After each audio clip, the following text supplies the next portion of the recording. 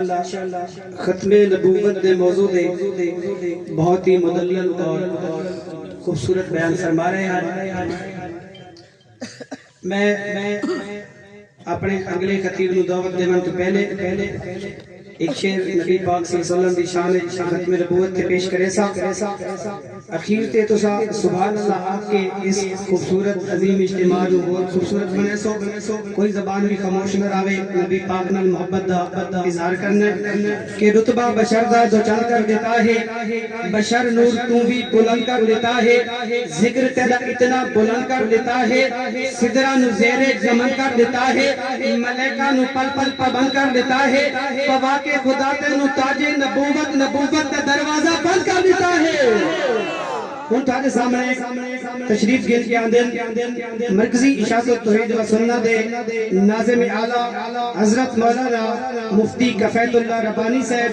جو کہ ضلع منڈی بھوالدین تو تشریف لائے۔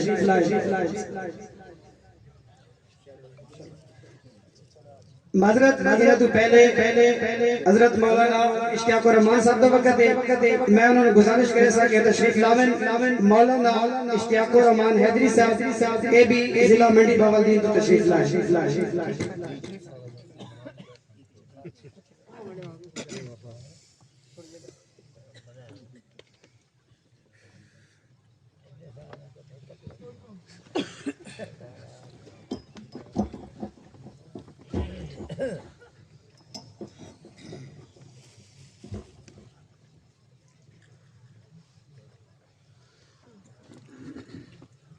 الحمد لله الذي وفقنا لتبليغ الإسلام والصلاة والسلام على صاحب الإنس والجان أما بعد فأعوذ بالله من الشيطان الرجيم بسم الله الرحمن الرحيم إن الذين يحادون الله ورسوله الآية سبحان ربك رب العزة عما يصفون وسلام على المرسلين والحمد لله رب العالمين۔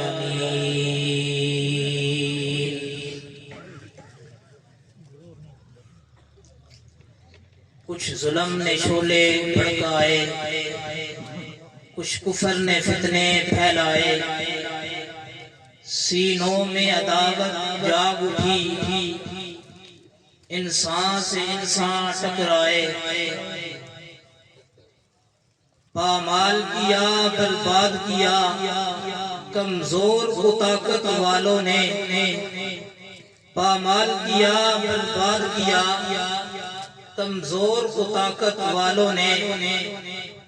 جب ظلم و ستم حد سے گزرے تشریف محمد لے آئے سب کہہ دو صلی اللہ علیہ وسلم۔ میں حق پرستوں کی ایک قبیل سے ہوں میں حق پرستوں کی ایک قبیل سے ہوں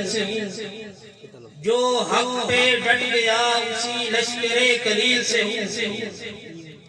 میں یوں ہی دستو گریباں زمانے سے نہیں میں جس جگہ پہ کھڑا ہوں کسی دلیل سے ہوں۔ گرامی قدر سامعین معزز و مکرم علماء کرام اور مختلف اضلاع سے تشریف لائے ہوئے غیور موحدین بھائیوں السلام علیکم ورحمۃ اللہ وبرکاتہ۔ اور میں خصوصی طور پر اجتماع انتظامیہ اور ان کی جتنی بھی کابینہ ہے سب کو آج کے اس پر رونق اجتماع کے انعقاد پر مبارکباد پیش کرتا ہوں اور دعا گو ہوں کہ اللہ تعالی اسی طرح موحدین کے اندر اتحاد و اتفاق کو برقرار رکھے اور موحدین کو اللہ اسی طرح مل بیٹھنے کی آپس میں توفیق عطا فرمائے اور اسی طرح یہ مواقع ہمیں ہمارے عزیز عطا کرتے رہے۔ مجھے انتظامیہ کی طرف سے جو عنوان دیا گیا تو چونکہ وقت کی نزاکت ہے اور تمام علماء کرام اپنے اپنے وقت کی پابندی کیے جا رہے ہیں، ہر ایک نے اپنے موضوع کے چند لمحات آپ کے سامنے پیش کیے، تو میں اسی طرح اسی علماء کی اقتداء کرتے ہوئے اپنے موضوع کو سمیٹوں گا اور اس کے چند اشارے آپ کی خدمت میں پیش کروں گا۔ میرا موضوع ہے کہ آج کل کے اس معاشرے میں جو فوتگی کے تیسرے دن مروجہ خانی جس کا انعقاد پورے زور و شور سے ملک پاکستان کہیں تو یہ بات غلط ہے، بلکہ تقریباً اسلامی ممالک کے اندر اس کام کو مسلمان اسلام کا نام دے کر عروج دے رہے ہیں، تو اس کی شرعی حیثیت موحدین کے علم میں ہونی چاہیے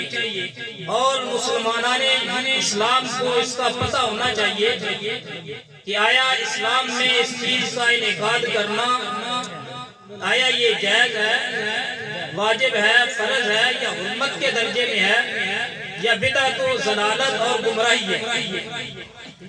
بدعت اور سنت کی تاریخ ہمارے برادر مکرم مولانا نعمت اللہ صاحب فرما چکے، تو میں ایک حدیث مبارکہ اور ایک قرآن کی آیت آپ کے سامنے پیش کروں گا تاکہ کسی موضوع کی مناسبت سے ہمارے ذہنوں میں یہ بات بیٹھ جائے کہ ایک سنت ہوتی ہے اور ایک بدعت۔ سنت اور بدعت یہ آپس میں دونوں متضاد چیزیں ہیں، جہاں پہ سنت ہوگی وہاں بدعت رائج نہیں ہو سکتی اور جہاں پہ بدعت ہوگی وہاں سنت پر کوئی عمل نہیں کر سکے گا۔ حضور نبی کریم صلی اللہ علیہ وسلم نے فرمایا کہ لوگوں تمہارے اوپر ایک زمانہ آئے گا یأتونکم من الاحادیث بما لم تسمعوا انتم ولا آباؤکم، ان قریب ایسے لوگ پیدا ہو جائیں گے جو تمہارے پاس احادیث گھڑ گھڑ کے پیش کریں گے اور ایسی ایسی احادیث لائیں گے جن کو نہ تم نے سنا، نہ تمہارے ابو اجداد نے سنا، نہ تمہارے پہلوں نے سنا۔ نتیجہ کیا ہوگا؟ فرمایا خود بھی بچو، لوگوں کو بھی اس سے بچاؤ اور وہ خود بھی گمراہ ہوں گے، تمہیں بھی گمراہ کریں گے۔ ان کی گمراہی سے بچتے رہ جانا اور ان کے فتنوں کے اندر مبتلا نہ ہونا۔ یہ اللہ کے پیارے حبیب صلی اللہ علیہ وسلم نے ایک دیوار قائم کی کہ اس دیوار کو کبھی بھی پھلانگنا نہیں، اس دیوار سے آگے نہیں نکلنا۔ اور دوسری حدیث مبارکہ کے اندر فرمایا، آپ نے فرمایا کہ بدعت کی مذمت کے سلسلے میں فرمایا کہ جو انسان کسی بدعتی انسان کی طرف اس نیت سے چلتا ہے یا اپنی جگہ سے اٹھ کے کھڑا ہو جاتا ہے، فرمایا ما مشا، جو بندہ اٹھا اپنی جگہ سے چلنا شروع کیا، آنے والا بندہ اس کے سامنے صاحب البدع، وہ بدعت کو کرنے والا انسان تھا۔ فرمایا ایسے انسان نے اسلام کو ختم کرنے کی، اسلام کی دیوار کو گرانے کی کوشش کی۔ اور اس بدعت کے مقابلے میں سنت ہے۔ اللہ نے قرآن مجید کے اندر فرمایا کہ قل ان کنتم تحبون اللہ فاتبعونی یحببکم اللہ ویغفر لکم ذنوبکم، کہ اے میرے پیارے حبیب آپ فرما دیجئے کہ اگر تم چاہتے ہو کہ تم اللہ اور اس کے محبوب انسان بن جاؤ تو اس کی محبوبیت حاصل کرنے کے لیے ضروری ہے کہ تم میرے مصطفیٰ کی اتباع کرنا شروع کرو۔ اور پیارے پیغمبر کی اتباع، آپ کے طور طریقے پر چلنا، آپ کے نقش قدم پر چلنا، آپ کے بتائے ہوئے طریقے پر چلنا، یہ چیز سنت ہے۔ اسی کے بارے میں فرمایا ما آتاکم الرسول فخذوہ وما نہاکم عنہ فانتہوا واتقوا اللہ ان اللہ شدید العقاب۔ دین کے معاملے میں میرے مصطفیٰ صلی اللہ علیہ وسلم جو کچھ تمہیں دیں وہ لے لو، اور جس سے روک دیں اس سے رک جاؤ، یہی تمہارے لیے تقوی کا معیار ہے۔ اگر تم نے پیارے پیغمبر کے بتائے راستے کو چھوڑا اور اپنی منمانی خواہشات کے پیچھے چلے، اپنی خواہشات کے غلام بن گئے، تو پھر دین کبھی نہیں ملے گا، گمراہی ملے گی۔ تو آج کے زمانے میں اس طرح کے اگر شمار کی جائے، ایک بدعت نہیں 101 بدعات ایجاد ہو چکی ہیں۔ جب میں نے بدعات کی ایک لسٹ تیار کی تو کم از کم 100 سے متجاوز ہو گئی۔ یہ جتنی بھی توحید و سنت کا نام لینے والے اور توحید و سنت کا نام استعمال کر کے اور اس کے اندر بدعات کو رائج کرنے کا طریقہ جس طرح اہل بدعت نے اہل شرک نے کیا، اسی طرح نام نہاد توحید کا نام لینے والے مسلمان بھی، وہ بھی آج کل کی بدعات میں دانستہ طور پر اور جان بوجھ کر نہیں، دوسرے کو دیکھا دیکھی داخل ہو رہے ہیں۔ اللہ کے نبی صلی اللہ علیہ وسلم نے فرمایا کہ کوئی بھی ایسا کام جس کو تم نے دیکھنا ہو اپنی زندگی میں دین کے اوپر چلنے کے لیے، تو فرمایا علیکم بسنتی وسنت الخلفاء الراشدین المہدیین تمسکوا بها وعضوا علیہا بالنواجذ، کہ تم ان کو مضبوطی سے تھامنا جس میں میرے خلفاء راشدین کی سنت ہو، جو میرا طریقہ اس پہ ڈٹ جانا، اس کو چھوڑ کر کوئی اور راستہ نہ اپنا لینا، ورنہ گمراہی تمہارے مقدر میں ہوگی، کبھی ہدایت نہیں مل سکتی۔ تو جس طرح دعا بعد الجنازہ، جس طرح اذان کے پیچھے صلاۃ السلام پڑھنا یا عند القبر اذان دینا یا قرآن خوانی کرنا، جتنی زیادہ بدعات ہیں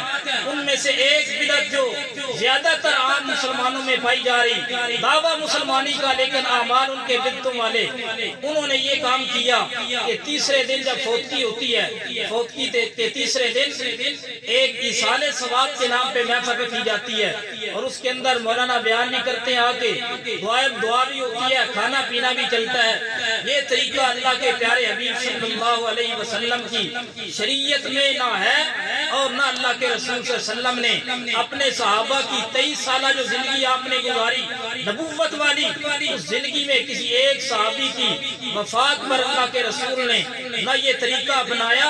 اور نہ کسی صحابی نے، خیر ان میں سے تابعین تبع تابعین میں سے کسی نے بھی یہ طریقہ نہیں اپنایا، اور یہ آج کل کے اختراع شدہ چیز ہے، اس سے ہر مسلمان کو بچنا ضروری ہے۔ اور طویل موضوع آپ کے سامنے بیان کرنا یہ وقت بھی اجازت نہیں دیتا، صرف حاضری کے لیے تاکہ منڈی بہاؤالدین کی ایک نمائندگی بھی ہو جائے۔ الحمدللہ منڈی بہاؤالدین سے اور دیگر بھی جتنے علاقوں سے علماء تشریف لائے ہیں، اللہ سب کا آنا قبول و منظور فرمائے۔ وقت ہو چکا ہے، میری آخری گزارش یہ ہے کہ اللہ تعالیٰ نے ہمیں جتنا اعلیٰ مشن دیا، جتنا اعلیٰ مسئلہ دیا ہے، اس سے اعلیٰ مسئلہ اور مشن اور کسی کے پاس۔ اس مشن کی خاطر آپس کی جتنی بھی مسلمانوں میں دوری کی جو چیزیں ذریعہ بنتی ہیں، ان کے لیے آپ سب حضرات نے دعا کرنی ہے۔ اللہ تعالیٰ تمام کے تمام موحدین کو جس طرح آج ہم اکٹھے ہوئے ہیں، اللہ آئندہ بھی اسی طرح موحدین کو اجتماع کی صورت میں اکٹھے ہونے کی توفیق نصیب فرمائے۔ وما علینا الا البلاغ۔ ماشاءاللہ، مولانا اشتیاق الرحمان حیدری صاحب